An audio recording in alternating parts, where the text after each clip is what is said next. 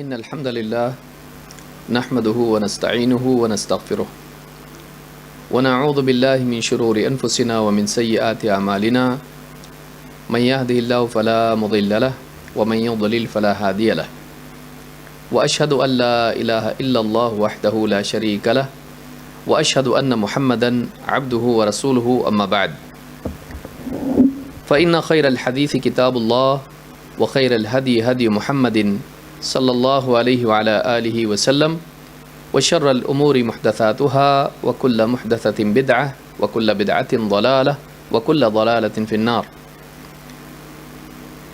قال الله تبارك وتعالى وقل رب زدني علما. وقال النبي صلی اللہ علیہ وسلم انما العلم بالتعلم. قابل احترام ماں اور بہنوں، دینی دروس کا سلسلہ جو رمضان المبارک کی وجہ سے اور اسی طرح سے سمر کورس کی وجہ سے منقطع ہو گیا تھا، آج سے اس سلسلے کو دوبارہ جاری کرتے ہوئے ہمیں اور سارے ذمہ داران کو ایک خوشی ہے. اللہ تعالیٰ سے دعا ہے کہ دینی مجالس میں اسی طرح سے ہم سب کو جمع ہونے کی توفیق عطا فرمائیں اور مواقع فراہم کریں.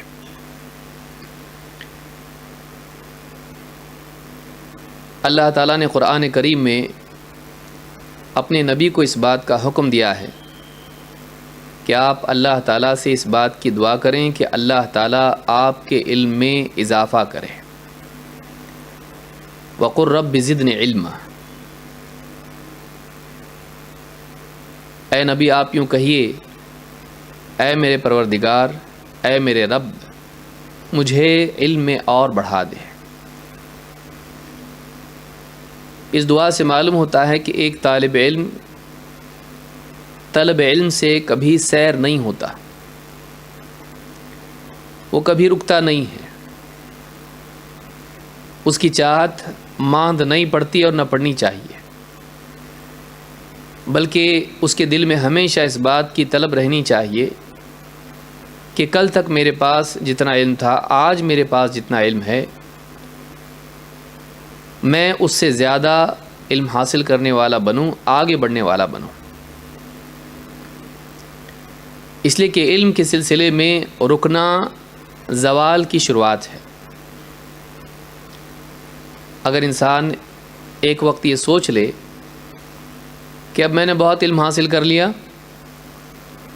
اور رک جائے، یہ سوچ کر کہ میرے پاس علم بہت ہو گیا، مجھے بہت کچھ آتا ہے، دوسروں کے مقابلے میں میرے پاس زیادہ علم ہے، میں نے بہت کچھ پڑھا ہے، سیکھا ہے، سنا ہے.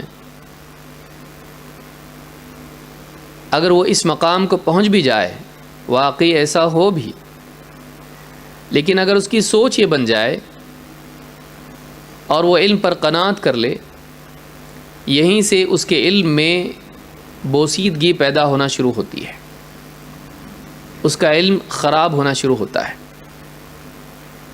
اسی لیے ایک طالب علم کو چاہیے کہ وہ ہمیشہ اپنے علم کے تعلق سے حساس رہیں اور اس بات کی کوشش کرتا رہے کہ علم میں وہ بڑھتا رہے. اسی لیے اللہ تعالیٰ نے خود رسول اکرم صلی اللہ علیہ وسلم کو اس بات کا حکم دیا کہ آپ اللہ تعالیٰ سے دعا کریں، اے میرے رب مجھے علم میں اور بڑھا دے.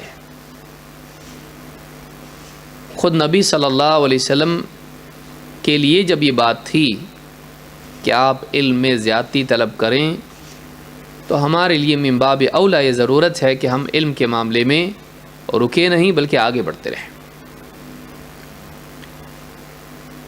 اسی طرح سے دوسری بات، اللہ کے نبی صلی اللہ علیہ وسلم کی حدیث جو میں نے بیان کی، اس میں بات معلوم ہوتی ہے کہ علم سیکھنے سے آتا ہے، علم اپنے آپ نہیں آ جاتا، بلکہ علم کے لیے کوشش کرنی پڑتی ہے، اس کو سیکھنا پڑتا ہے. سیکھنے میں سب سے بہترین ذریعہ اہل علم کی زبان سے علم کی باتوں کو سننا، خصوصاً علمی دینی مجالس میں حاضر ہونا. اسی طرح سے میڈیا کے ذریعے سے جو خطابات علماء کے ہوتے ہیں جن تک ہم نہیں پہنچ پاتے ہیں، ان کے خطابات کو سننا، یوٹیوب پر ہو یا اسی طرح سے کسی اور ذریعے سے بات ہم تک پہنچتی ہے، ویب سائٹ کے ذریعے سے ان کی خطابات کو سننا، خصوصاً وہ علماء جو قابل اعتماد علماء ہیں اور ماضی میں تھے اور جن کی ریکارڈنگز آج موجود ہیں، ان کی باتوں کو سننا۔ کیوں؟ اس لیے کہ جو دنیا سے چلا گیا ہے وہ محفوظ ہے، جو باقی ہے زندہ ہیں وہ ابھی بھی فتنے میں ہے، معلوم نہیں کل کیا ہو۔ لیکن جو علماء اپنی زندگی گزار کے چلے گئے اور موت تک وہ حق پر ثابت قدم رہے، ایسے علماء کا علم اس کو خاص طور سے لینا چاہیے۔ مزید اپنے دور کے اہل علم جو عقیدے اور منہج کے اعتبار سے قابل اعتماد ہیں، ان سے بھی علم لیتے رہنا چاہیے، حاصل کرتے رہنا چاہیے۔ پھر اسی طرح سے ان کی کتابیں پڑھنا، ایسے علماء کی، ایسے لکھنے والوں کی جو قابل اعتماد ہیں، یہ بھی علم کا ذریعہ ہے۔ لیکن کتابوں پر اعتماد کر کے اہل علم سے علم حاصل نہ کرنا، یہ بھی بعض اوقات نقصان کا ذریعہ بنتا ہے۔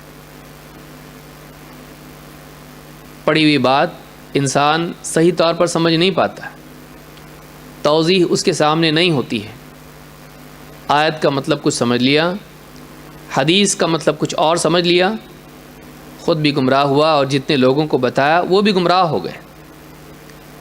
لہٰذا انسان کو چاہیے کہ کتابوں پر کلیتاً اعتماد نہ کرے، پوری طرح صرف کتابوں ہی پر نربھر نہ رہے، انہیں پر اعتماد نہ کرے، بلکہ ان میں جو باتیں پڑھتا ہے اہل علم سے اس کی توضیح، اس کی وضاحت طلب کرے تاکہ گمراہ نہ ہو۔ یہ جو سلسلہ دروس کا تحفۃ النساء کے عنوان سے شروع ہوا ہے، اور الحمدللہ اس سے پہلے بھی بہت سارے دروس اور کورسز ہم نے کیے ہیں، اس کا مقصد یہی ہے کہ ایک طالب علم مجاہدہ کر کے دین کی بات سننے کے لیے آئیں، بات کو سنیں اور اس کے بعد میں امتحان کی تیاری کریں، تاکہ وہ جو علم اس نے حاصل کیا ہے اس کی قدر بھی ہو اور وہ دل میں جمع رہے۔ جب انسان کسی چیز کے لیے کوشش کرتا ہے، دوڑ دھوپ کرتا ہے، تو اس چیز کی اہمیت بھی دل میں زیادہ بیٹھ جاتی ہے۔ یہ بھی بات ہے کہ جب اہمیت ہوتی ہے تو کوشش کرتا ہے، اور یہ بھی بات ہے کہ جب کسی چیز کے لیے کوشش کرتا ہے اور اس کے لیے مجاہدہ کرتا ہے تو اس سے ایک نسبت، ایک تعلق قائم ہو جاتا ہے، اس کی اہمیت دل میں اور زیادہ بڑھ جاتی ہے۔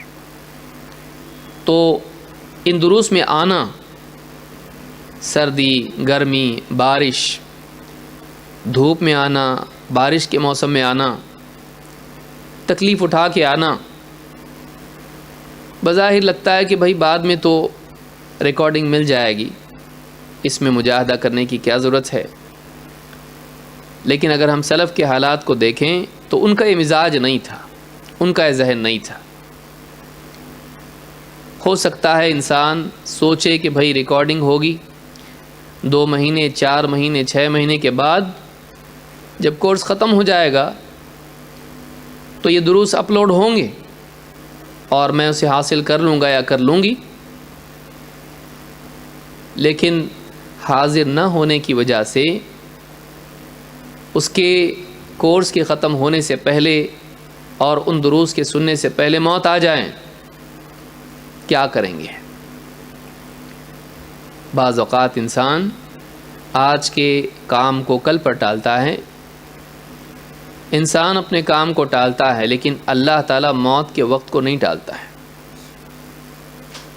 بہت سے لوگ علم حاصل کرنے کے اعتبار سے حال کی مصروفیتوں کی وجہ سے اپنے علم کے سفر کو روک کر اسے کل پر ٹال دیتے ہیں، آج نہیں کل، آئندہ، ابھی کون تکلیف اٹھائے، آسانی سے بعد میں لے لیں گے۔ لیکن پھر زندگی ختم ہو جاتی ہے اور انسان وہ کام نہیں کر پاتا ہے جس کا ارادہ اس نے کیا تھا۔ لہٰذا اس بات کو یاد رکھیں کہ علم کے حاصل کرنے کو مستقبل پر ٹالیں نہیں، اس لیے کہ انسان جس درجے کی اس کی سوچ ہوگی دنیا میں، آخرت میں علم کے اسی مقام کے ساتھ تو اٹھایا جائے گا۔ اگر آج ہم نے علم حاصل کر لیا، اپنے ایمان کو قوی بنا لیا، اپنی بصیرت کو تربیت دے کر اس کو پروان چڑھایا، اپنے دل کو متقی پرہیزگار بنایا، جس حال میں ہم مریں گے اسی حال میں اٹھائے جائیں گے۔ لہٰذا سب سے اونچی چیز یہ ہے کہ انسان کی سوچ اعلیٰ ہو۔ سب سے اہم چیز کیا ہے؟ انسان کی سوچ اعلیٰ ہو، اونچی ہو۔ سوچ اونچی ہوتی ہے انسان کے دل میں اعلیٰ علم کے جمع ہونے سے اور اس علم کے فہم کے پیدا کرنے سے۔ علم کی باتیں جب دل میں جمع ہوں گی اور گہرائی کے ساتھ انسان کو سمجھے گا تو اس کی زندگی کا مستوی، اس کی زندگی کا لیول اونچا ہوگا۔ لہٰذا علم کے تعلق سے کوتاہی نہیں کرنا چاہیے، ٹالنا نہیں چاہیے۔ شیطان کیا کرتا ہے؟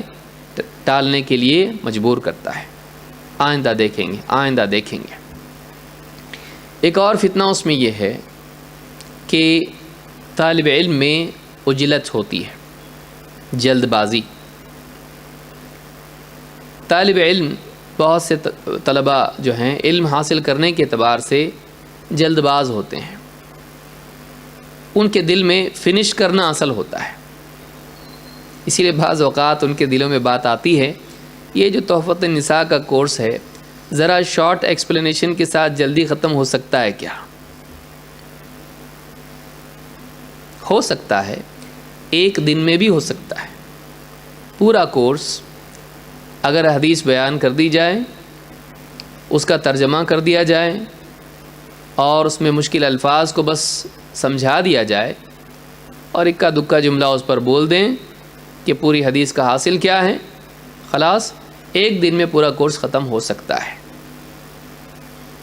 ایسے بھی لوگ ہوں گے جو یہ بھی چاہنے والے ہوں گے کہ بھائی ایک دن میں ختم کر دو تاکہ مصیبت ہی ٹل جائے، مسئلہ ہی حل ہو جائے، کون آئے اتنی مرتبہ اور سنتا رہے۔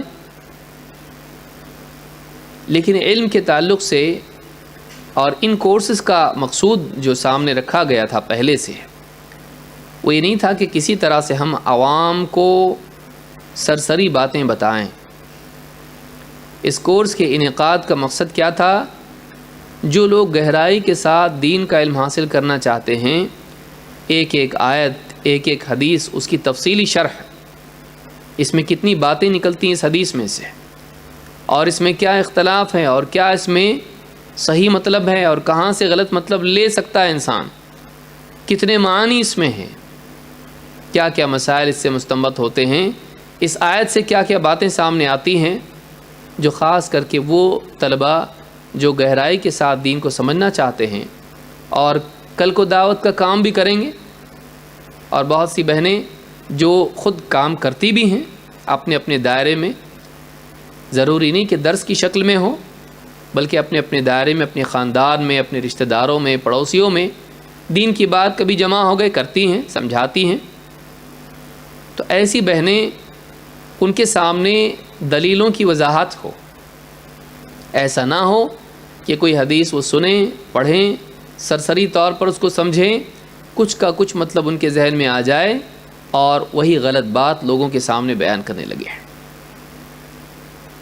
اس کورس کا اور اس طرح کے جتنے پچھلے کورس ہوئے ہیں، ان میں آپ نے دیکھا ہوگا کہ ایک ایک بات کو تفصیل سے سمجھایا جاتا ہے۔ کبھی کبھی ایک ہی حدیث ہوتی ہے، پورا ایک درس اس کی تشریح میں نکل جاتا ہے، بلکہ کبھی ایسا بھی ہوتا ہے کہ ایک حدیث کو ایک سے زیادہ دروس میں مکمل کرنا پڑتا ہے۔ یہ اس لیے نہیں کہ بس یوں ہی بات کو طول دیا جائے، بلکہ اس لیے ہے کہ ہم باتوں کے سمجھنے میں غلطی نہ کریں، ورنہ دیکھا جائے تو آپ کو آنے کی بھی ضرورت نہیں۔ یہی حدیثیں کتابوں میں موجود ہیں اور کئی کتابیں خواتین سے متعلق موجود ہیں، آپ گھر پہ بیٹھ کے ان کتابوں کو پڑھ سکتی ہیں، لیکن پھر یہاں آنے کا مقصد کیا ہے؟ یہاں آنے کا مقصد یہ ہے کہ ہم سرسری علم کی بجائے گہرا علم حاصل کریں۔ لہٰذا اگر کسی بہن کے ذہن میں یہ بات ہے کہ یہ تھوڑا سا شارٹ ہو جائے تو میں کہوں گا کہ یہ مناسب نہیں ہے، بلکہ میں بہنوں سے گزارش کروں گا کہ وہ اپنے دل کو بڑا کریں، وہ یہ سوچیں، ہمت پیدا کریں اپنے اندر کہ نہیں، ہم گہرائی کے ساتھ علم حاصل کریں گے، چاہے اس کے لیے لمبا وقت لگے، لمبا زمانہ جائے۔ کبھی کبھی ایسا ہوتا ہے کہ ایک ہی کتاب یا ایک ہی عنوان کے تحت جب سلسلہ وار دروس شروع ہوتے ہیں تو ایک وقت کے بعد دل اکتا جاتا ہے۔ کیوں؟ انسان کا مزاج ہے، اس کو نیا چاہیے، نیا چاہیے۔ تو نئے پن کی طلب یہی وہ بنیاد ہے اور اصل مسئلہ ہے جس کی وجہ سے بہت سارے لوگ ٹک نہیں پاتے ہیں۔ آپ دیکھیے، کوئی نیا عنوان شروع کر دیں گے، بھیڑ کی بھیڑ دکھائی دے گی، 500 200 300 100 اتنے لوگ آ جاتے ہیں۔ پھر کیا ہوتا ہے؟ ایک وقت کے بعد میں 500 کے 400 400 کے 300 300 کے 200 200 کے 100 100 کے 50 رہ جاتے ہیں۔ میرا اپنا مقصود اس کورس لینے کا وہی 50 لوگ ہیں، مجھے وہی 50 لوگ چاہیے، 450 نہیں۔ میں انہی کے لیے درس دے رہا ہوں، اور مجھ کو بہت اچھی طرح یاد ہے جب یہ کورس شروع ہوا تھا، یہ کورس نہیں مطلب پورا سلسلہ اعظم کیمپس میں اسمبلی ہال میں خواتین کے لیے الگ سے درس کا انعقاد کیا گیا تھا کئی سالوں پہلے۔ اس وقت میں نے کہا تھا کہ اگر 10 لوگ بھی ایسے ہوں، 10 طالبات ایسی ہوں جو پابندی کے ساتھ دین کا علم حاصل کرنا چاہتی ہیں، ٹکی رہیں گی، جمی رہیں گی اور گہرائی کے ساتھ دین کا علم حاصل کرتی رہیں گی، تو مجھے 10 خواتین 10 بہنیں علم حاصل کرنا چاہیں، میرے لیے اتنا عدد بھی کافی ہے۔ اس وقت مجھ کو بتایا گیا تھا کہ 10 نہیں 30 ہیں، مجھے اچھی طرح یاد ہے۔ 10 آپ کہہ رہے ہیں، 30 لوگ ہیں، تو میرے لیے کوئی بڑا عدد ہونا، اور بعض اوقات ہوتا ہے کہ لوگ دیکھتے ہیں کہ لوگ کم آتے ہیں تو پھر ایسا کچھ کیا جائے کہ لوگ زیادہ ہیں۔ یہ زیادہ کی طلب لالچ بری بلا ہے۔ زیادہ کی طلب ٹھیک ہے، وہ جو مہینے میں ایک پروگرام ہوتا ہے وہ عوام کے لیے ہے، لوگ آئیں گے، اس میں بھیڑ کی بھیڑ آئے گی، اور بڑے بڑے کانفرنسز اور اجتماعات ہوتے ہیں اس میں وہ آئیں گے۔ یہاں جو ہم چاہتے ہیں اور جو ہمارا مقصود ہے اس کورس سے وہ یہ کہ ہماری وہ بہنیں خاص طور سے جو دین کے میدان میں کچھ نہ کچھ کہیں نہ کہیں دعوتی خدمات انجام دیتی ہیں، وہ گہرائی کے ساتھ دین کا علم حاصل کریں۔ مزید یہ کہ ان دروس کی ریکارڈنگ ہوتی ہے اور اس کے بعد یہ دروس اپلوڈ ہوتے ہیں۔ بہت ساری وہ بہنیں جو اس درس میں شریک نہیں ہو پاتی ہیں، جو دنیا کے مختلف علاقوں میں پھیلی ہوئی ہیں اور کسی نہ کسی طرح سے دین کا کام کر رہی ہیں، ان کے اپنے اپنے حلقات ہیں، وہ طالبات ہیں یا معلمات ہیں، کوئی کسی مدرسے میں پڑھا رہی ہے تو کوئی کسی دعوتی ادارے میں کام کر رہی ہے، کوئی خود اپنے گھر میں اپنے درس کا انتظام کرتی ہے۔ اس طرح کی جتنی بہنیں ہیں تو یہ دروس ان کے لیے مزید علم میں اضافے کا ذریعہ بنے ہیں۔ تو اس کو بھی ذہن میں رکھیں، یہ نہیں کہ ہم لوگ چاہیں کہ بھئی جلدی سے ختم کرو، نیا ٹاپک شروع کرو، اور پھر وہ آئیں تو پھر اس کے بعد اس کو ختم کر کے نیا ٹاپک شروع کرو۔ کھانا تو ہمیشہ نہیں کھاتے کہ پلیٹ میں سے جلدی جلدی پورا صاف کر لیں۔ کھانا ہم کھاتے ہیں، ہر لقمے میں لذت لینے کی کوشش کرتے ہیں، اور جتنا لذیذ کھانا ہوتا ہے، بچوں کو آئس کریم کھاتا ہوا دیکھیے، مٹھائی کھاتا ہوا دیکھیے، اپنے آپ کو دیکھیے آئینے میں، تب سمجھ میں آئے گا کہ ہم اکثر اوقات علم کے معاملے میں آئندہ کی لذت کی طلب میں موجود کی لذت سے محروم رہتے ہیں۔ میری بات یاد رہے گی تو یاد رکھیے، ہم آئندہ کی لذت کی طلب میں، اور یہ زندگی کا مسئلہ ہے انسان کا، کپڑے لے لیتا ہے، یہ کپڑا بہت اچھا ہے، یہ زیور بہت اچھا ہے، یہ موبائل بہت اچھا ہے، یہ جوتیاں بہت اچھی ہیں، لینے تک لالچ ہوتی ہے مستقبل کے اعتبار سے، اگر مجھے مل جائے تو کتنا اچھا، ابھی ہے نہیں، پھر وہ آ جاتا ہے تو وہ کنگن پہن لیے، وہ جوتیاں پہن لی، وہ لباس پہن لیا، اب اس کے بعد نگاہ ہوتی ہے کوئی اور چیز، وہ میرے پاس ہو تو کتنا اچھا۔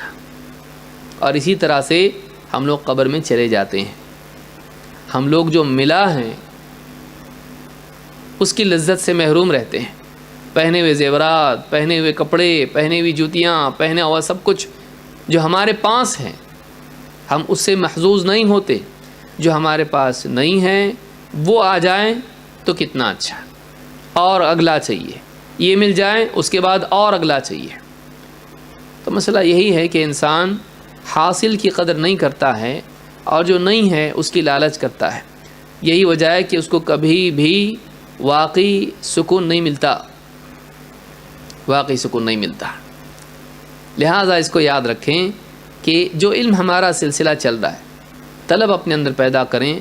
یہ حدیث ہے، اس کا کیا مطلب ہے، یہاں یہ لفظ کیوں آیا، اس میں کیا مسئلہ ہے، اس میں کیا بات ہے۔ دینی دروس میں بھی ہم لوگ اس طرح کا معاملہ بنائیں کہ دین کی بات جب چل رہی ہو تو اس بات پر دھیان دیں، نہ یہ کہ ہم موبائل فون نکال کے اس میں واٹس ایپ چیک کرنے لگ جائیں، نہیں، بلکہ ہر بات کو سننا، یاد رکھنا، سمجھنے کی کوشش کرنا، تاکہ گہرائی کے ساتھ دل میں ہمارے علم کی باتیں بیٹھیں۔ یہ بہت ضروری ہے۔ تو یہ جو مقدمہ ہے سمجھ لیجئے، اس کا مقصود یہی ہے کہ بعض اوقات سلسلہ وار ایک درس، ایک عنوان کئی وقت تک چلتا ہے، زمانے تک چلتا ہے، لوگ تھک جاتے ہیں۔ اگر یہی درس میں الگ الگ عنوان کے تحت بولوں کہ آج یہ عنوان ہوگا، فلاں خواتین کا پردہ اس پر ہوگا، اور ایک حدیث بیان کر دوں اور اس پر درس دے دوں، پھر اگلی مرتبہ بیوی شوہر کے تعلقات اور ایک حدیث لے لوں، اور پھر اس کے بعد بچوں کی تربیت اور ایک حدیث لے لوں، تو لوگ شوق سے آئیں گے۔ کیوں؟ اس لیے کہ ہر مرتبہ عنوان بدل رہا ہے، لیکن اسی کو اگر کر لیں، خواتین کے مسائل، اور پھر ایک کے بعد ایک ایسی باتیں بیان کی جائیں جو کبھی شوہر سے متعلق، کبھی زینت سے متعلق، کبھی عبادت سے متعلق، کبھی بچوں سے متعلق ہوں، لیکن عنوان سیم آ رہا ہے، تحفۃ النساء۔ کب تک چلے گا یہ تحفۃ النساء؟ ایک عنوان سے لوگ اوب جاتے ہیں، لیکن اسی بات کو اگر تھوڑا سا چکر کر کے الگ الگ عنوان دے دیں تو خواتین آنے لگتی ہیں، چلو نیا عنوان شروع ہو گیا ہے۔ ہم کب تک اپنے آپ کو دھوکہ دیں گے؟ تو یہ بچے لوگوں کے لیے کیا جاتا ہے۔ اگر بڑے بھی بچوں کی طرح ہو جائیں تو پھر بہت دیر لگ جائے گی ان کو بڑا بنانے میں۔ تو عقل کے اعتبار سے بھی انسان بعض اوقات بچہ ہوتا ہے۔ یاد رکھیں، اپنے اندر سنجیدگی پیدا کریں، گہرائی پیدا کریں، اپنے اندر لمبا کام کرنے کی صلاحیت پیدا کریں۔ بہت کم لوگ ہوتے ہیں جو لمبی دوڑ میں دوڑ پاتے ہیں۔ 100 میٹر کی ریس میں دوڑنا اتنا مشکل نہیں ہے جتنا 1000 میٹر کی ریس میں دوڑنا مشکل ہے۔ اس میں سپیڈ زیادہ ہوتی ہے، یہ ختم بھی جلدی ہو جاتا۔ اس میں شروع میں سلو دوڑنا پڑتا ہے، دوڑتے اس میں اصل چیز رفتار نہیں ہوتی ہے، اس میں اصل چیز ہوتی ہے کہ آخر تک کون باقی رہتا ہے۔ زندگی کی دوڑ میں بڑی کامیابی یہی ہوتی ہے کہ انسان آخر تک باقی رہے۔ بہت سارے لوگ بیچ میں سے گاڑی سے اتر جاتے ہیں، وہ گاڑی سے اتر کے خوش ہو جاتے، چلو اسٹیشن آ گیا، منزل پہ نہیں پہنچے، وہ کسی دوسرے اسٹیشن پہ اتر گئے۔ منزل پر پہنچنے کے لیے گاڑی میں جمے رہنا پڑتا ہے، بیٹھے رہنا پڑتا ہے، جھٹکے کھانے پڑتے ہیں، دھوپ برداشت کرنی پڑتی ہے، گرمی برداشت کرنی پڑتی ہے، کھانے پینے سے محرومی برداشت کرنی پڑتی ہے۔ لمبا کام کرنے والے دنیا میں بہت کم ہوتے ہیں، اور یہی وہ لوگ ہوتے ہیں جو کوئی بڑا کام کرنے والے ہوتے ہیں، جو بڑا انقلاب لوگوں میں لاتے ہیں۔ انسان میں اصل اس کی محرومی اور ناکامی کی وجہ اکثر صلاحیت کی کمی نہیں ہوتی ہے، مداومت کی کمی ہوتی ہے۔ اس کو یاد رکھیے، اکثر ناکامی کی وجہ صلاحیت کی کمی نہیں ہوتی، مداومت کی کمی ہوتی ہے۔ صلاحیت کی کمی نہیں ہوتی ہے، پابندی سے اپنے کام پر، اپنے مقصد پر جمے رہنے میں کمی ہوتی ہے.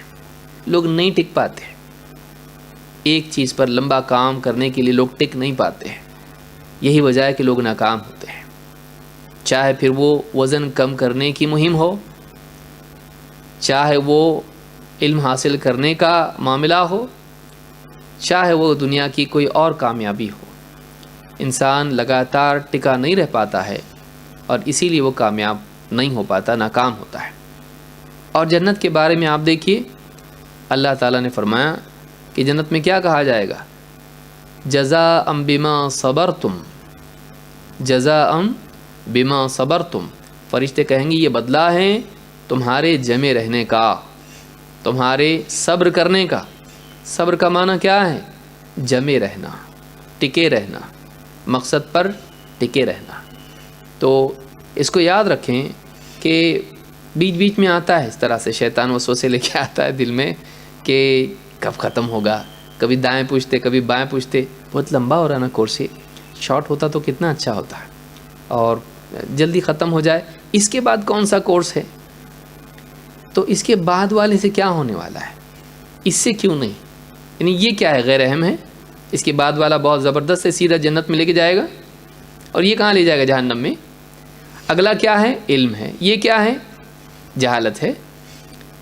تو طالب علم جو ہے ہر درس کو ایک نئے عنوان کے تحت دیکھے تو اس کی دلچسپی باقی رہتی ہے. اس کو سیم عنوان کے تحت دیکھے گا. ہم کو کرنا ہوتا تو ہم کرتے اس طرح سے، ہر مرتبہ نیا عنوان. لیکن آپ کو بیوقوف بنا کے مطلب کیا ہے؟ آپ کے اندر یہ صلاحیت پیدا کرنا بھی ہمارا مقصد ہے کہ طالب علم لمبے زمانے تک ایک ایک عنوان پر ٹکا رہیں اور اس سے متعلق جتنی باتیں حاصل کریں. لیس من منہج السلف، اس عنوان کے تحت ہمارا سلسلہ چلا، 5 سال تک چلا. ڈریے مت، یہ 5 سال تک نہیں چلے گا. 5 سال تک وہ عنوان چلا. ہمارے اس درس میں 50 پوائنٹس ہیں، تحفۃ النساء میں 50 پوائنٹس ہیں، لیکن لیس من منہج السلف میں 40 پوائنٹ تھے، اس سے 10 کم. لیکن وہ کتنا چلا؟ 5 سال تک. اور لوگ آئے، بیٹھے، سیکھے. اور آج کئی لوگ ہیں جو اس کے اپلوڈ ہونے کے بعد میں اس سے استفادہ کرتے ہیں. کئی لوگوں کو میں جانتا ہوں جنہوں نے کہا کہ ہم نے اس کو 2 سے 3 مرتبہ بار بار پورا سنا ہے. اگر وہ سرسری ہوتا وہ بھی کہتے ہیں تو سب سنا ہوا ہے، مطلب اس میں کچھ زیادہ گہرائی کے ساتھ بات نہیں.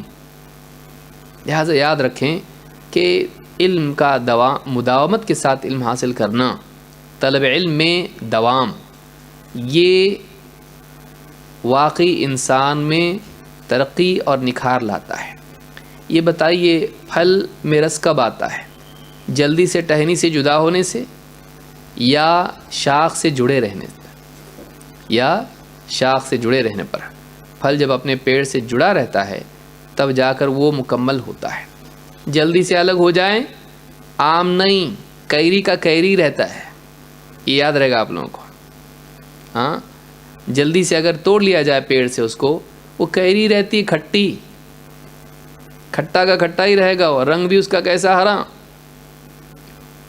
نہ رنگ نہ ذائقہ، اور بو بھی کیسی؟ کڑوی.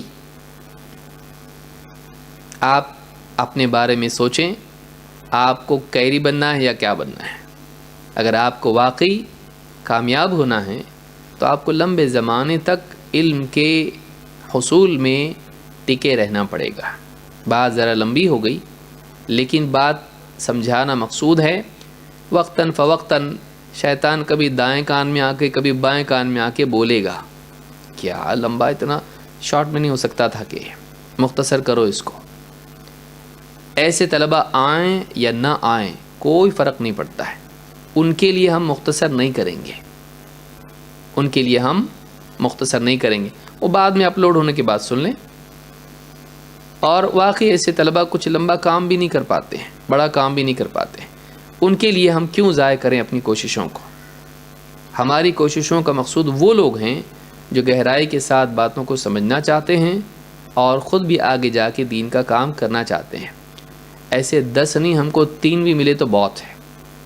3 جو ہیں 50 اور 1000 کو سمجھا سکتے ہیں.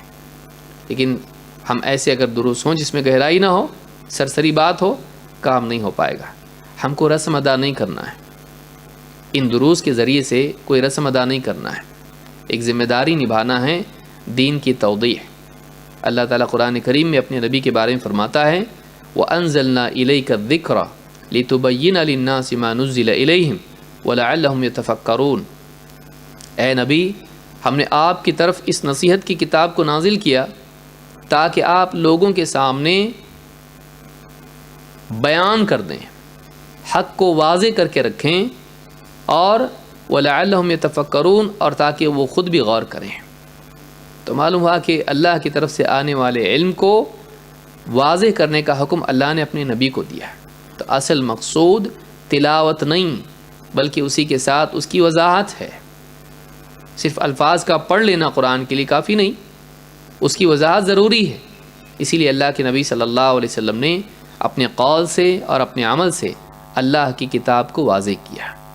ہمارے لیے بھی ضروری ہے کہ ہم دین کو وضاحت کے ساتھ اور گہرائی کے ساتھ سمجھیں، تاکہ دین کے معاملے میں ہمارا علم ادھورا نہ رہے. یہ سمجھانا میں نے ضروری سمجھا، کیونکہ مجھے ایسا محسوس ہوتا ہے کہ بعض اوقات کوئی کورس لمبا ہوتا ہے تو اس میں یہ شبہات لوگوں میں آتے ہیں، اور چاہت ہوتی ہے اگلا کورس کون سا، یہ تو ختم ہونے کا نام ہی نہیں لے رہا. یہ کورس ایسا سر پہ مسلط ہو گیا ہے کہ اس میں سے نکل ہی نہیں پا رہے ہیں. کب ہوگا دوسرا کورس؟ تو جب یہ ختم ہوگا جب یہ ختم ہوگا تب اگلا کورس آئے گا، اور سلسلہ چلتا رہے گا. اللہ تعالی ہم کو سمجھتا فرمائے، اور دین کے معاملے میں ہم کو سستی، ناقدری، بے صبری اور اس طرح کی جتنے بھی نفسیاتی بیماریاں ہیں ان سے اللہ تعالی ہم کو نجات دے. پچھلے دروس میں جو سلسلہ ہمارا رکا تھا وہ حدیث نمبر 31 پر تھا، جس میں ابن مسعود کا واقعہ ہم نے دیکھا، اور اس میں غیر شرعی طریقے سے اپنے حسن کو بڑھانے کی کوشش پر اللہ کے نبی صلی اللہ علیہ وسلم کی لعنت کا ذکر تھا. جیسے گدوانا، ٹیٹو کرنا، یا اسی طرح سے دانتوں میں فاصلہ کرانا، یا بھویں وغیرہ اکھیڑنا، اس طرح کی جو بھی آئی بروز کو شیپ کرنا وغیرہ، اس طرح کی چیزوں پر لعنت تھی. تو پچھلے درس میں ہم نے اس پر تفصیلی بات دیکھی تھی، اور ابن مسعود کا اور اس عورت کا واقعہ دیکھا تھا، جس میں اس عورت نے آ کے بحث کی اور کہا کہ میں تو قرآن پڑھی ہوں لیکن اس میں کہیں نہیں ملا یہ.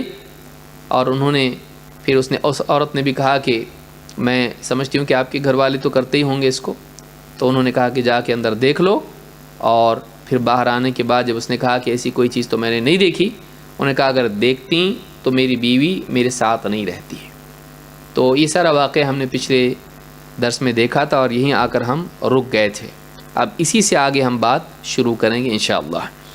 حدیث نمبر 32 جو اسی ضمن میں ہے، اور اسی طرح کا ایک اور مسئلہ اس میں ذکر ہوا ہے، بالوں میں نقلی بال جوڑنے کی ممانعت. خواتین کچھ ہوتی ہیں جن کے بال چھوٹے ہوتے ہیں، اور عموماً یہ مانا جاتا ہے کہ عورت کی خوبصورتی اس کے بالوں میں بھی ہوتی ہے، جتنے لمبے بال ہوں گے اتنی خوبصورت مانی جاتی ہے. تو بعض عورتوں میں یہ مزاج ہوتا ہے کہ وہ اپنے بالوں کے ساتھ اور نقلی بال جوڑ کے لمبی چوٹی بناتے ہیں تاکہ وہ خوبصورت دکھائی دیں لوگوں کے درمیان، اپنے شوہر کے سامنے، گھروں میں، یا اسی طرح سے کسی مجلس میں اگر وہ جاتی ہیں تو وہاں پر. کیا یہ اسلام میں جائز ہے؟ یہ اسلام میں جائز نہیں ہے. اس تعلق سے کیا دلیل ہے؟ آئیے دیکھتے ہیں. عن عائشہ رضی اللہ عنہا ان امرأة من الانصار زوجت ابنتها فتمعت شعر رأسها فجاءت الى النبي صلى الله عليه وسلم فذكرت ذلك له فقالت ان زوجها امرني ان اصل في شعرها فقال لا انه قد لعن الموصلات رواہ البخاری و مسلم ولفظ مسلم لعن الواصلات. کیا الفاظ ہیں؟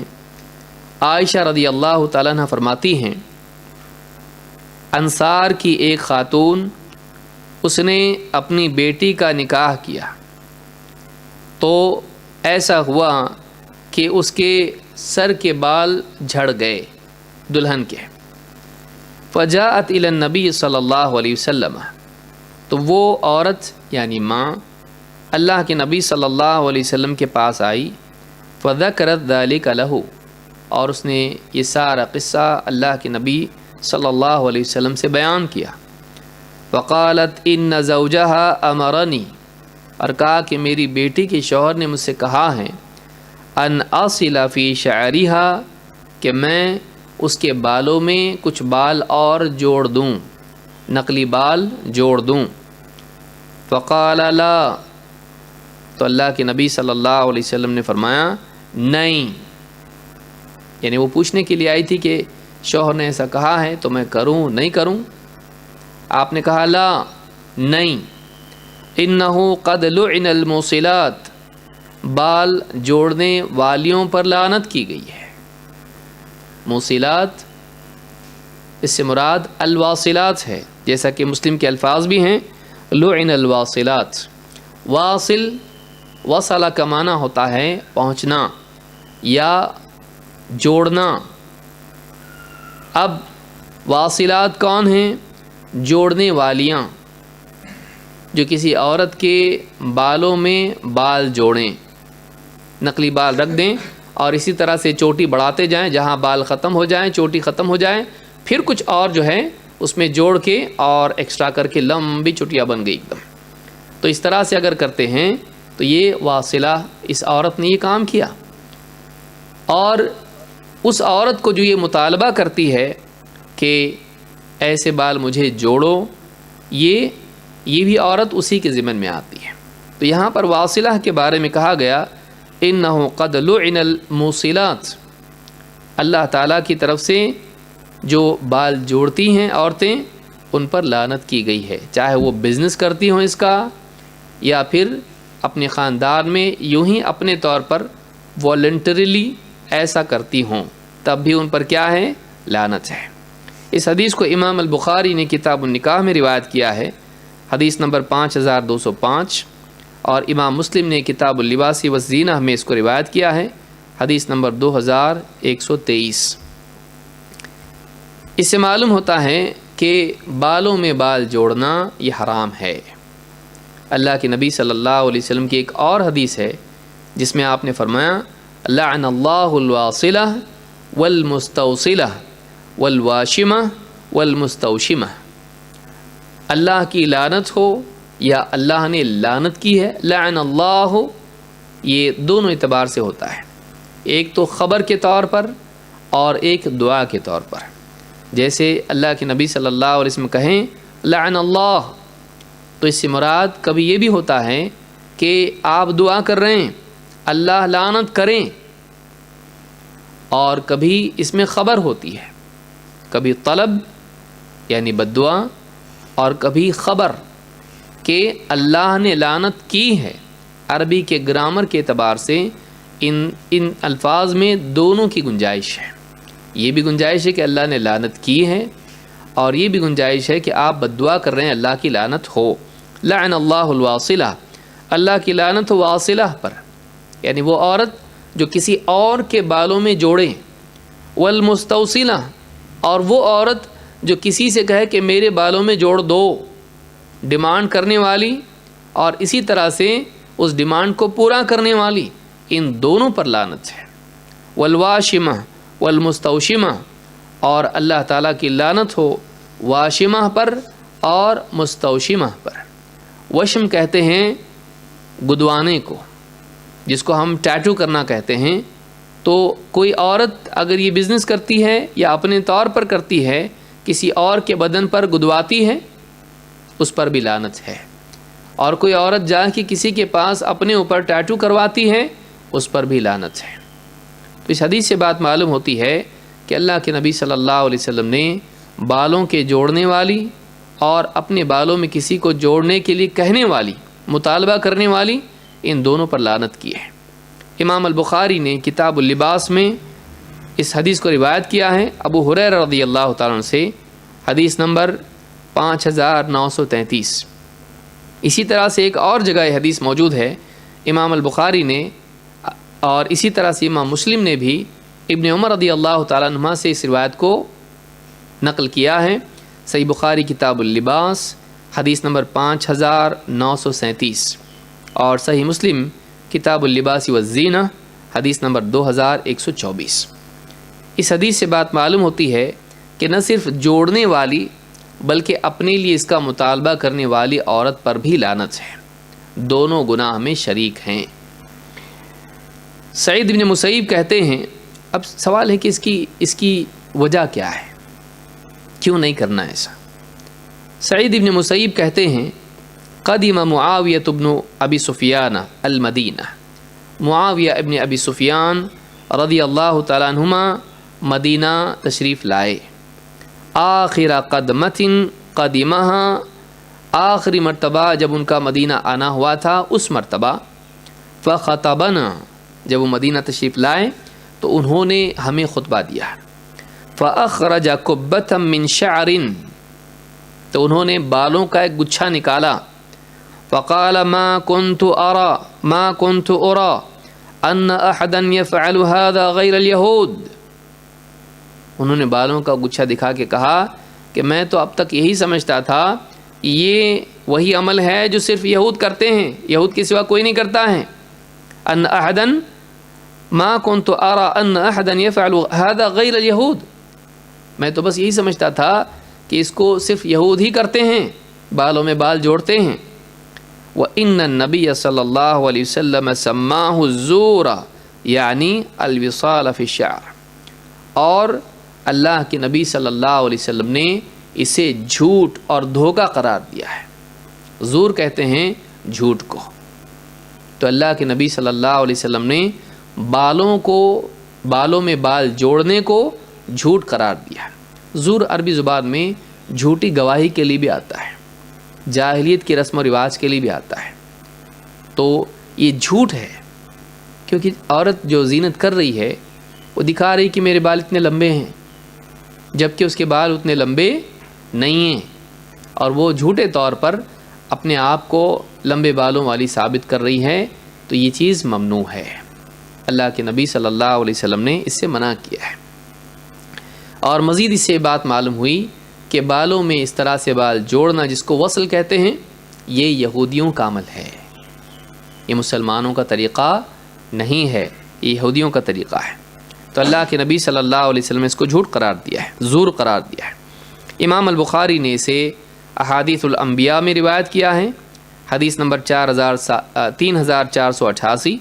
3488 اور صحیح مسلم کتاب اللباس والزینہ حدیث نمبر 2127، الفاظ بخاری کے ہیں۔ تو اس سے معلوم ہوا کہ اس کی اصل وجہ یہ ہے کہ اولاً تو یہ یہود کی مشابہت ہے، دوسرا یہ کہ یہ جھوٹ ہے، یہ دھوکے کی قبیل سے ہے۔ اسی لیے آپ دیکھیں گے کہ مردوں کو بلکہ عورتوں کو بھی کالا خضاب کرنے سے منع کیا گیا ہے۔ کالا خضاب مردوں کے لیے منع ہے کہ سر کے بال داڑھی سفید ہو جائیں، اس کے بعد وہ کالا خضاب کر رہے ہیں، تو یہ بھی جھوٹ ہے، دھوکہ ہے کہ اپنے آپ کو جوان ثابت کر رہا ہے۔ تو آپ دیکھیں چہرے کی جھریاں کہاں سے لے جائے گا، کہاں سے ہٹائے گا؟ بالوں کی سفیدی، اور بعض اوقات آدمی اس کی وجہ سے اور بھی زیادہ خراب دکھائی دیتا ہے۔ لوگ اس کو ملاقات کرتے ہیں تو کنفیوژن ہی میں رہتے ہیں کہ ایسا اس کو ہوا کیا ہے، بال بالکل کالے لیکن چہرہ ایک دم بوڑھا ہے، تو یہ کون سا طریقہ ہے؟ تو اس طرح کی جتنی بھی چیزیں ہیں جو دھوکے والی ہیں، یہ انفیریورٹی کمپلیکس کی وجہ سے ہے۔ انسان کیوں اپنے آپ کو اس طرح سے چھوٹا بناتا ہے، اپنے آپ کو چھپانے کے لیے کرتا ہے؟ میں جو ہوں وہ ہوں۔ انسان کو اعتماد ہونا چاہیے، اور یہ بات یاد رکھنا چاہیے کہ عمر کے ساتھ ساتھ حسن کم ہوتا چلا جاتا ہے، لیکن عمر کے ساتھ ساتھ انسان کا علم اور اس کی دینداری، اس کا مزاج، اس کا تجربہ اگر بڑھتا جائے، بہتر ہوتا جائے، تو چہرے کی جھریاں اور بالوں کی سفیدی کے باوجود انسان زیادہ خوبصورت دکھائی دیتا ہے۔ جتنا گریسفل انسان ہوتا ہے، اتنا زیادہ اچھا لگتا ہے، خاص کر کے بڑھاپے میں۔ اس کو یاد رکھیں، بعض اوقات بڑھاپے میں انسان چڑچڑا ہو جاتا ہے، نہیں ہونا ایسا۔ آئینے میں دیکھتا ہے اور گھبرا جاتا ہے، چڑچڑا ہو جاتا ہے، اور عورتیں اس معاملے میں بڑی پرٹیکولر ہوتی ہیں۔ خاص طور سے ان کو ایک ڈر بھی ہوتا ہے کہ کہیں شوہر کی نگاہ میں میری قدر کم تو نہیں ہو رہی، چہرے کی جھریوں کے ساتھ میں کہیں شوہر کا دل مجھ سے اب بھر تو نہیں گیا، یہ ڈر ان کو ہوتا ہے۔ اور اس ڈر کی وجہ سے وہ ذرا زیادہ ہی کچھ کرنے لگ جاتی ہیں، جس سے ان کی شخصیت خراب ہو جاتی۔ نہیں کرنا ایسا۔ عورت ٹھیک ہے کنگھی چوٹی کر لے، صاف ستھری رہے، ہر وقت دھول میں اٹی نہ رہے، اور یعنی زبردستی پھٹے پرانے کپڑے پہن کے گھر میں شوہر کے سامنے مزین ہو کے نہ آئیں کہ وہ دیکھ کے اس کو گھن ہو۔ ٹھیک ہے صاف ستھری رہے، اچھی کنگھی چوٹی کر کے رہے، لیکن اتنا آگے نہ بڑھے کہ پھر وہ اپنی شخصیت کو مسخ کر لے، اپنی پوری پرسنالٹی کو خراب کر لے۔ ڈرنا نہیں اس سے، بڑھاپے سے ڈرنا نہیں۔ 40 سال کے آس پاس عورتوں میں ڈر پیدا ہو جاتا، ڈرنے لگ جاتی ہے۔ آئینے میں بار بار دیکھ کے افسوس ان کے چہرے سے ظاہر ہوتا ہے کہ میری عمر اب ڈھل رہی، اب جوانی کی عمر چلی گئی، بڑھاپا آ رہا۔ پھر کبھی بالوں میں بال جوڑنا، کبھی بہت زیادہ کوشش کرنا کسی طرح سے، اور پھر بہت ساری چیزیں ہوتی ہیں عورتیں کرتی ہیں۔ کبھی بالوں کی سفیدی کو چھپا لیتی ہیں۔ کچھ نہیں، گھبرانے کی بات نہیں ہے۔ عورت کو چاہیے کوئی دیکھے کہ اب خوبصورتی کا زمانہ جا رہا ہے، لیکن اب اصل جو چیز کام آنے والی ہے وہ سیرت ہے۔ اب سیرت میری صورت کا بدل بنے گی۔ اگر اس کا اخلاق اچھا ہے، اس کا مزاج اچھا ہے، اس کا تجربہ جو اس نے سیکھا، لوگوں سے بات چیت کا انداز اور اس کو محبت سے پیش آنا، پوتے نواسے ہونے لگتے پھر ان کے ساتھ اچھے سے رہنا، لوگوں کے کام آنا، ان کے ساتھ ہمدردی سے بات کرنا، اپنے اوقات میں لوگوں کی رہنمائی کرنا، ان کو اپنے تجربے سے فائدہ پہنچانا، اگر یہ اس کے اندر پیدا ہوتا ہے، اس کو خوبصورتی کی ضرورت نہیں ہے، ویسے بھی نہیں ہے، ویسے بھی نہیں ہے۔ کیا کریں گے خوبصورتی کو لے کے جب سیرت ہی نہ ہو انسان کے پاس؟ آپ کو ایک دم اچھا ریپر دے دیا جائے اور اندر خالی، یا اس میں سڑا ہوا کچھ ہے، بتائیے آپ خوش ہوں گے؟ ماشاءاللہ کتنا اچھا ریپر ہے نا اس کا، اندر کی چیز سڑی ہوئی ہے۔ کوئی آدمی پسند کرے گا؟ نہیں۔ وہ تعریف کرے گا، جانے دو یار یہ ریپر تو بہت اچھا ہے، بولے گا کوئی؟ نہیں۔ لعنت کریں گے، دھوکہ دیا۔ اندر کی چیز اچھی ہونی چاہیے۔ لہٰذا اکثر انسان، یہ جو مینٹالٹی ہے یہود کی مینٹالٹی ہے، باہر سے اچھے دکھنا، اندر سے سڑان ہو، باہر سے بہت اچھے دکھنا۔ اسلام نے اس مینٹالٹی کو ختم کر دیا۔ کیا گورا کیا کالا، کیا عرب کیا عجم، کیا بوڑھا کیا جوان، کیا خوبصورت کیا بدصورت، اسلام میں اس کی واقعی ویسے کوئی ویلیو ہے ہی نہیں ہے۔ اسی لیے مسجد نبوی کا پہلا مؤذن کون ہے؟ بہت ہینڈسم، بلال رضی اللہ عنہ، جنہوں نے قربانیاں دی اتنی، سہا، تکلیفیں اٹھائیں، اندر کی چیز تھی ان کے پاس، توحید، دین سے محبت، اس کے لیے سب کچھ قربان کیا، بڑی بڑی مصیبتیں جھیلیں، اندر اچھا ہے۔ باہر سے کیسا ہے؟ کالا کلوٹا ایک دم، اندر سے کیسا ہے؟ بہت اچھا ہے، اور آواز بھی اونچی۔ ذمہ داری کے لیے جو چیز چاہیے، صلاحیت، آواز ان کے پاس ہے، تو ان کی صورت نہیں دیکھی گئی، ان کی صلاحیت دیکھی گئی، ان کی سیرت دیکھی گئی۔ یاد رکھیں، اکثر اوقات جو اس طرح کی چیزیں مرد ہو یا عورت جب کرتے ہیں، اندر سے احساس کمتری ہوتا ہے۔ یہ نہیں ہونا چاہیے۔ آپ کے اندر کانفیڈنس ہونا چاہیے۔ گوری تو گوری، کالی تو کالی، یا اسی طرح سے بالوں میں سفیدی، چہرے پر جھریاں، کپڑے پرانے، کوئی بات نہیں، کیا مسئلہ ہے؟ شرمانے کی کیا ضرورت ہے آپ کو؟ آپ کے کپڑے بہت زیادہ مہنگے نہیں ہیں، دوسروں کے مہنگے ہیں، آپ کے پاس زیورات نہیں ہیں، دوسروں کے پاس ہیں، کوئی پرابلم نہیں ہے۔ آپ کے پاس اگر دین ہے تو اللہ کے نزدیک وہی سب سے قیمتی چیز ہے۔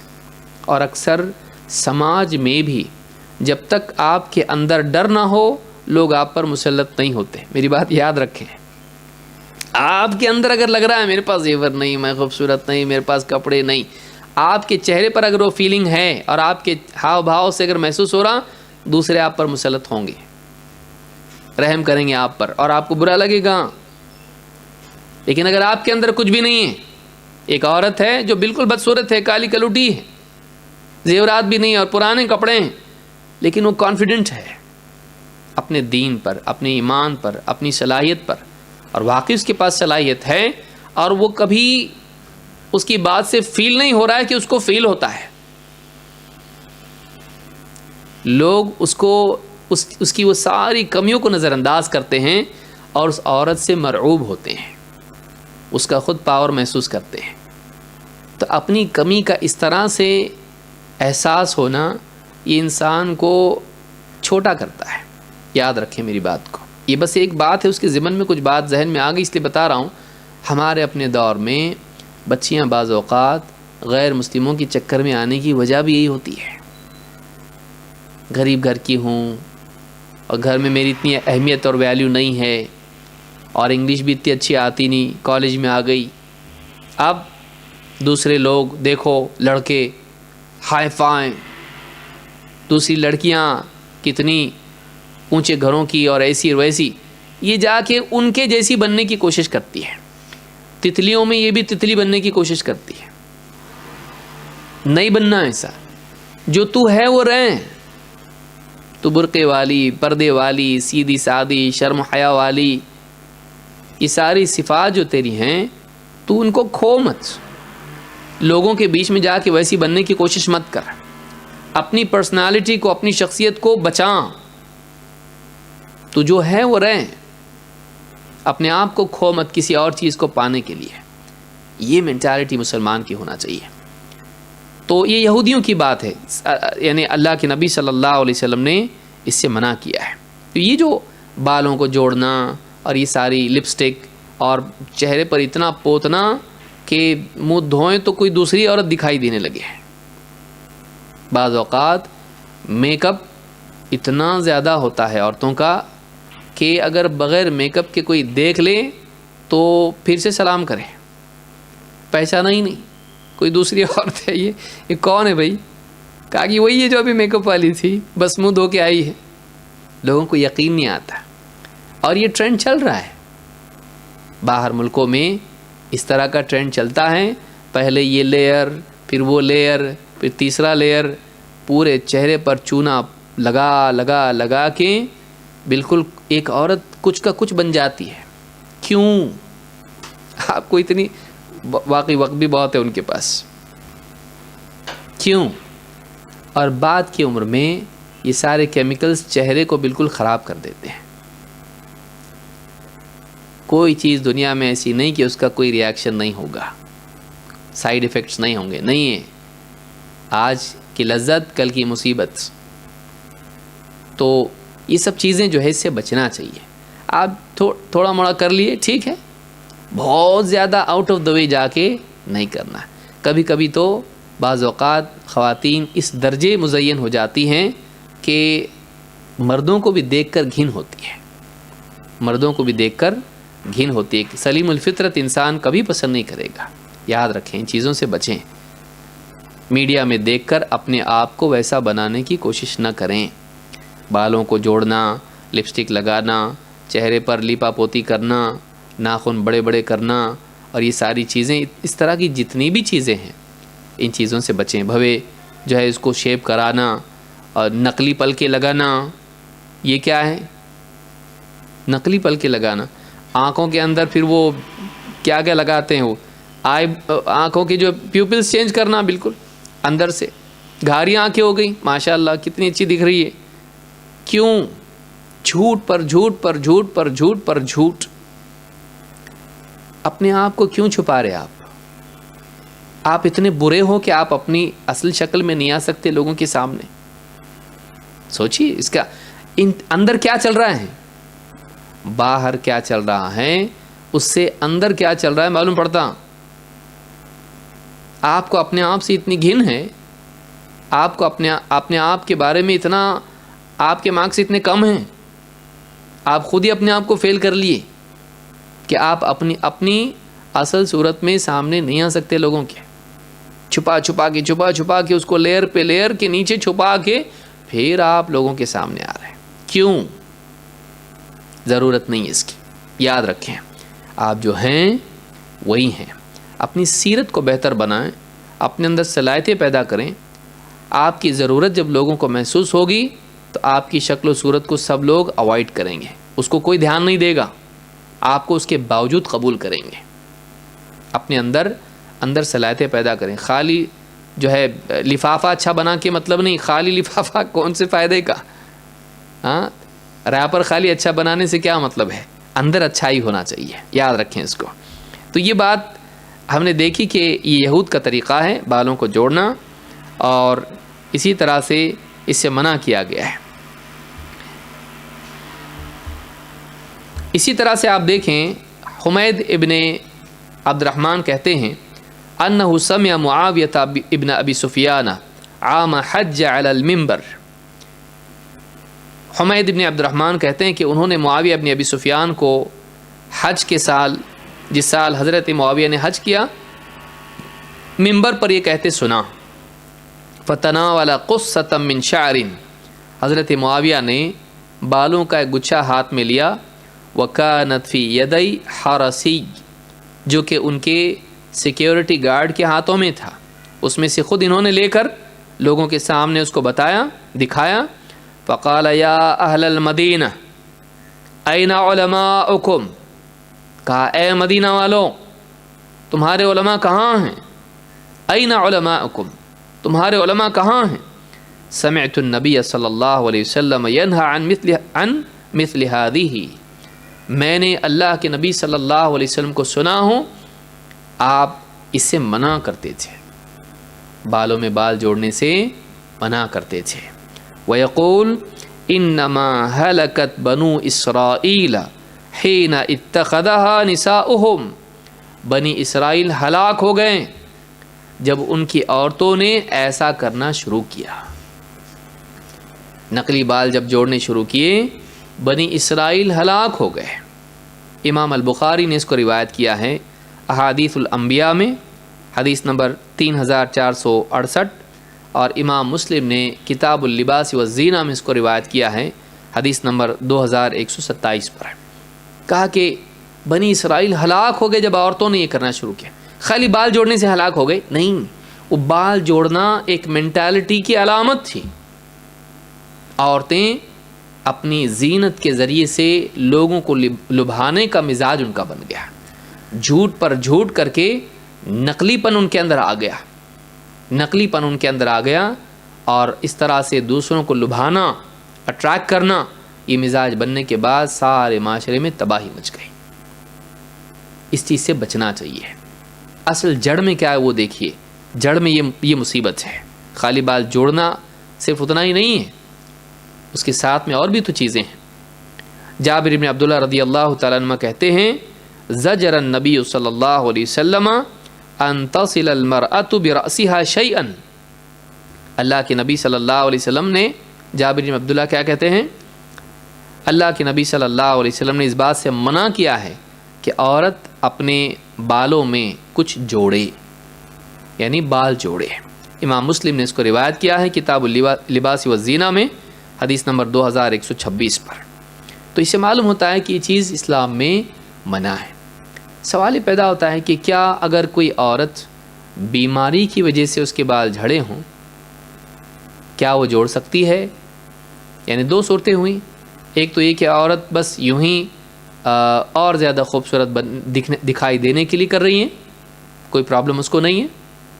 اور دوسری عورت وہ ہے جس کی بیماری کی وجہ سے بال جھڑ رہے ہیں. کیا ایسی عورت جوڑ سکتی ہے یا نہیں؟ آئیے دیکھتے ہیں. اس لیے کہ کسی کے دل میں بات آ سکتی بھائی زینت کے لیے کرتے ہیں لوگ، وہ غلط ہے، لیکن اس کے تو بال جھڑ رہے ہیں اور دیکھنے میں دیکھیے کیسی دکھائی دے رہی ہے، اور شوہر نے کہا ہے، شوہر کے لیے کر رہی ہے، کر سکتی کہ نہیں؟ آئیے دیکھتے ہیں اس کے بارے میں کیا ہے. عائشہ رضی اللہ تعالیٰ عنہ فرماتی ہیں ان جاریۃ من الانصار تزوجت، انصار میں سے ایک خاتون ایک لڑکی اس کا نکاح ہوا، وَأَنَّهَا مَرِضَتْ وَتَمَعَّطَ شَعْرُهَا، وہ لڑکی بیمار ہو گئی، دلہن بیمار ہو گئی، تو بیماری کی وجہ سے اس کے بال جھڑ گئے، اس کے بال کم ہو گئے۔ فَأَرَادُوا أَن يَصِلُوهَا، لوگوں کے دل میں یعنی گھر والوں کے دل میں بات آئی کہ اب اس کو ذرا بال جوڑ لیتے ہیں تاکہ لمبے بال دکھائی دیں، پورے بال تو ختم نہیں ہوئے تھے، جوڑے ہیں، بال جوڑیں گے تاکہ بال زیادہ دکھائی دیں، خوبصورت لگے شوہر کو۔ فَسَأَلُوا النَّبِيَّ صلی اللہ علیہ وسلم، تو لوگوں نے اللہ کے نبی صلی اللہ علیہ وسلم سے پوچھا، فَقَالَ لَعَنَ اللَّهُ الْوَاصِلَةَ وَالْمُسْتَوْصِلَةَ، آپ نے کہا اللہ کی لعنت ہو جوڑنے والی پر اور جڑوانے والی پر، اللہ کی لعنت ہو اس عورت پر جو کسی اور کے بالوں میں بال جوڑیں، اور اس پر بھی لعنت ہو جو کسی سے مطالبہ کریں کہ میرے بالوں میں جوڑ کے اس کو بالوں کو بڑا دکھانے کی کوشش کرو، اگر ایسا کوئی کرتا ہے تو اللہ کی لعنت ہو اس پر۔ تو معلوم ہوا کہ اگر بیماری کا عذر ہو تب بھی یہ ٹھیک نہیں ہے، اس حدیث سے معلوم ہوتا ہے کہ بیماری بھی عذر اس کے لیے نہیں ہے۔ امام البخاری نے اس کو روایت کیا ہے کتاب اللباس میں حدیث نمبر 5934 پر، اور اسی طرح سے امام مسلم نے کتاب اللباس والزینہ حدیث نمبر 2123 پر اس کو روایت کیا ہے۔ اس حدیث سے ایک بات یہ بھی معلوم ہوتی ہے، حدیث کے الفاظ آپ دیکھیں، شوہر نے کہا ہے کہ اس کے بال جوڑو، حدیث میں کیا ہے، ماں، شروع پہلی حدیث ہم نے دیکھی، ماں اللہ کے نبی صلی اللہ علیہ وسلم کے پاس آئی اور کہا کہ اس کے شوہر کا کہنا ہے کہ اس کے بالوں میں کچھ بال جوڑ دو، تو جوڑ سکتے کہ نہیں جوڑ سکتے؟ تو سوال یہاں پر یہ پیدا ہوا کہ شوہر نے کہا تھا تو کیا ایسا کرنا چاہیے یا نہیں؟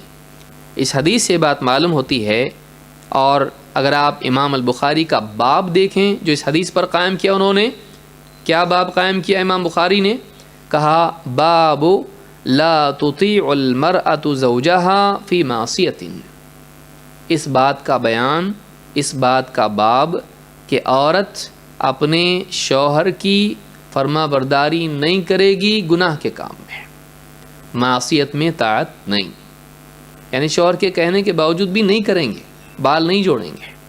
تو معلوم ہوا کہ اگر شوہر ایسا حکم دیتا ہے جو شریعت کی خلاف ہے تو وہ نہیں مانا جائے گا۔ شوہر کہے تھوڑا آئی بروز کو شیپ کر لو، خوبصورت دکھو گی، جڑے ہوئے ہیں الگ کر لو اس کو، یا کہے کہ پلکیں تمہاری اتنی نہیں ہیں جوڑ لو، بڑی پلکیں کر لو، یا کہے کہ دیکھو پردہ مت کرو، پردہ مت کرو، یا اس طرح کی کوئی چیز اگر شوہر کہتا ہے تو بیوی اس کی بات نہیں مانے گی۔ اللہ کے نبی صلی اللہ علیہ وسلم فرماتے ہیں لا طاعت فی معصیت اللہ انما الطاعت فی المعروف، گناہ کے کام میں، اللہ کی نافرمانی کے کام میں کسی کی فرما برداری نہیں کی جائے گی۔ فرما برداری تو بھلائی کے کاموں میں ہوتی ہے، شوہر کہے نماز پڑھو، ذکر کرو، تلاوت کرو، والدین کی خدمت کرو، اس طرح کا اگر کوئی کام شوہر کہتا ہے نیکی کا تو اس میں فرما برداری بیوی کو کرنا چاہیے، لیکن یہ نہیں کہ شوہر گناہ کا کام کہے اور بیوی کو کرے۔ تو اس حدیث سے بات معلوم ہوتی ہے کہ طاعت معصیت میں نہیں کی جائے گی، بلکہ اچھی باتوں میں، صحیح کاموں میں، جائز کاموں میں کی جائے گی۔ امام البخاری نے اخبار الاحاد میں اس کو روایت کیا ہے، اخبار الاحاد میں، اور حدیث نمبر 7257، اور اسی طرح سے امام مسلم نے کتاب الامارہ میں اس کو ذکر کیا ہے، حدیث نمبر 1840۔ ایک اور روایت جسے امام احمد اور حاکم نے روایت کیا ہے، یہ صرف شوہر کے ساتھ یا کسی حاکم کے ساتھ نہیں بلکہ سب کے لیے عام ہے، کہا کہ لا طاعت لمخلوق فی معصیت الخالق، کسی مخلوق کی فرما برداری نہیں کی جائے گی خالق کی نافرمانی میں۔ مثلا اگر ماں باپ بھی بچی سے کہتے ہیں چلو ولیمے کو جانا ہے، بیٹا تیرا رشتہ نہیں ہو رہا، ایک کام کر، پردہ مت کر، پردہ مت کر، تیری عمر ڈھل رہی ہے، پردہ مت کر، کم سے کم چہرہ کھلا رکھ، کوئی نہ کوئی دیکھ لے گا، تو ہو سکتا ہے تیرا نکاح کا دروازہ کھلے. تو اگر ماں باپ بھی اگر ایسا کام کرنے کو کہیں اپنی اولاد سے جو شریعت کے خلاف ہو تو نہیں کرنا چاہیے. راجح قول کے مطابق چہرہ بھی ڈھانپنا چاہیے. اس میں اختلاف ہے علماء کا، لیکن ہماری تحقیق یہی ہے، ہمارے نزدیک یہی ہے کہ عورت کو چہرہ ڈھانپنا چاہیے، کھلا نہیں رکھنا چاہیے. تو اس حدیث سے بات معلوم ہوتی کہ خالق کی معصیت میں مخلوق کی طاعت نہیں کی جائے گی. اسی طرح سے اس حدیث سے یہ بھی معلوم ہوتا ہے کہ گناہ کے کام میں ساتھ دینا بھی گناہ ہے. اسی لیے کیا کہا؟ لعن اللہ الواصلہ والمستوصلہ. اللہ کی لعنت ہو اس پر جو بال جوڑے اور اس پر بھی جو بال جوڑنے کے لیے کہے. یعنی اگر کوئی خاتون کہتی ہے ذرا میرے بال جوڑ دو اب، یا میرے آئی برو شیپ کر دو. اب یہ کہہ رہی کہ میں اپنے تھوڑی کرتی ہوں، میں اپنے نہیں کرتی، میرے آئی برو شیپ نہیں کرتی میں، اور میں اپنے لیے بال نہیں جوڑتی، لیکن فلانی جو ہے سسرال میں ہے فلانی اور فلانی، یا میکے میں فلانی یا فلانی سہیلی ہے، اس نے ایسا کہا مجھ کو، اس نے مجھ سے کہا کہ ایسا کرو، تو اس کے لیے میں کر سکتی کہ نہیں کر سکتی؟ نہیں. امام النووی رحمۃ اللہ علیہ فرماتے ہیں وَفِيهِ أَنَّ الْمُعِينَ عَلَى الْحَرَامِ يُشَارِكُ فَاعِلَهُ فِي الْإِثْمِ. حرام میں ساتھ دینے والا، مدد کرنے والا گناہ میں اس کے ساتھ شریک ہو جاتا ہے، گناہ کرنے والے کے ساتھ شریک ہو جاتا ہے.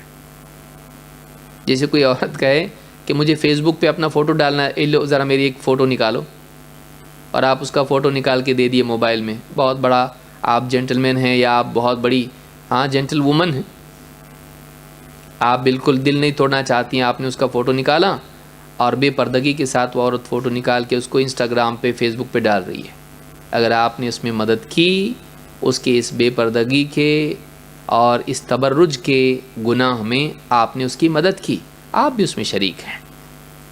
کہتے ہیں وَفِيهِ أَنَّ الْمُعِينَ عَلَى الْحَرَامِ يُشَارِكُ فَاعِلَهُ فِي الْإِثْمِ كَمَا أَنَّ الْمُعَاوِنَ فِي الطَّاعَةِ يُشَارِكُ فِي ثَوَابِهَا. گناہ میں مدد کرنے والا گناہ میں شریک ہو جاتا ہے، ویسے ہی جیسے نیکی میں مدد کرنے والے کو اس نیکی کا ثواب ملتا ہے اور وہ اس میں بھی شریک ہوتا ہے. تو یاد رکھیں گناہ میں ساتھ دینا بھی گناہ ہے. اللہ تعالیٰ قرآن کریم میں فرماتا ہے وَتَعَاوَنُوا عَلَى الْبِرِّ وَالتَّقْوَى وَلَا تَعَاوَنُوا عَلَى الْإِثْمِ وَالْعُدْوَانِ.